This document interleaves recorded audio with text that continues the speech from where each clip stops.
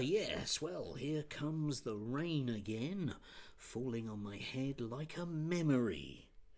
Yeah, not really too sure about that as a metaphor. Yeah, I'm not. I don't think that's the way that the memories work, Annie. Anyway, leaving that aside, yes, today and indeed over the weekend there was a bit of a kerfuffle about trans once again because J.K. Rowling, the world's most reasonable human being, decided that she didn't like the idea that a bloke in a dress, as undoubtedly she'd put it, has become the manager of an England football team. This resulted in the inevitable pile-on from perfectly other reasonable people who just are very concerned about children's safety, having a go at aforementioned Lucy. And, yes, even the Daily Mail managed to bring up the notion that she might be a bit of a bully and for once didn't actually misgender the person, which was astounding for the Daily Mail. Well done, Daily Mail. Welcome to the 21st century.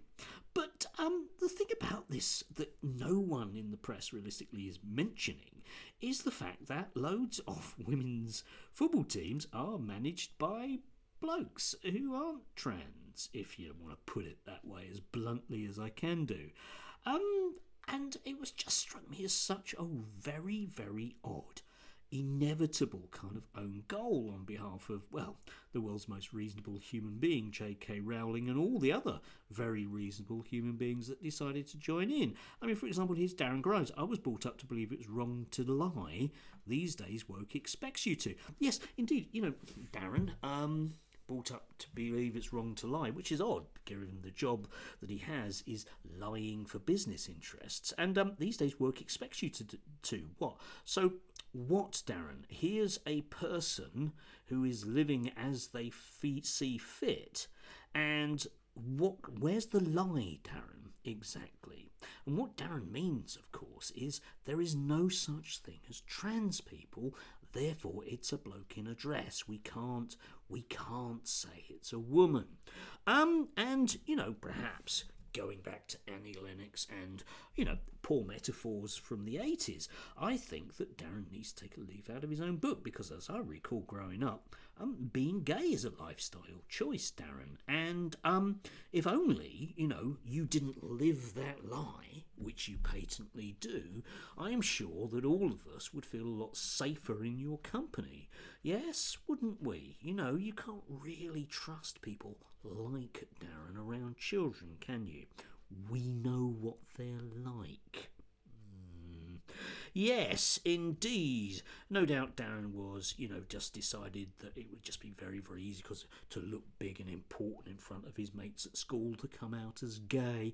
And it's just unfortunately one of those things that because no adult took the necessary severe laws in limiting what he could do in terms of sodomy and things like that, that unfortunately he's retained this juvenile aspect as an adult. And of course, if I put things like that, I sound like a right old bigot, don't I? But magically it's okay if other people do that. Yes.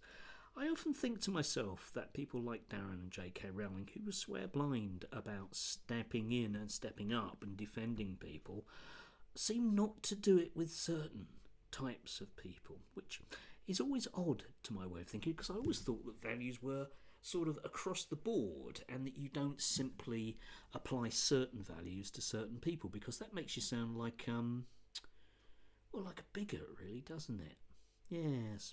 Anyway, I'm going to get damp today. Umbrella time. I do have the world's coolest umbrella, I'm pleased to say. Still, off to sociology, off to indoctrinate those young minds, obviously, because somebody has to. Thank God it's me.